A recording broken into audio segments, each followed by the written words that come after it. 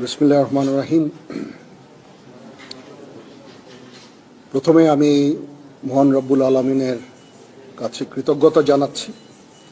উনি আমাকে এই দায়িত্ব দিয়েছেন।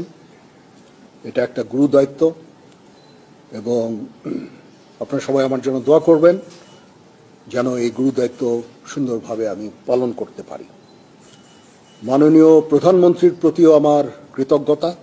উনি আমাকে এই দায়িত্ব অর্পণ করেছেন। অতীতে ওনার সাথে আমি পিএসওএফডি হিসাবে 3 বছরেরও বেশি সময় আমি চাকরি করেছি। ওনার সাথে আমার যে এই চাকরির অভিজ্ঞতা সেটা অত্যন্ত ভালো। যখনই আমি কোনো সিদ্ধান্তের জন্য ওনার কাছে গিয়েছি উনি অত্যন্ত খুব দ্রুত সেই সমস্ত সিদ্ধান্ত দিয়েছেন এবং আমার কাজ করতে খুবই সুবিধা হয়েছে।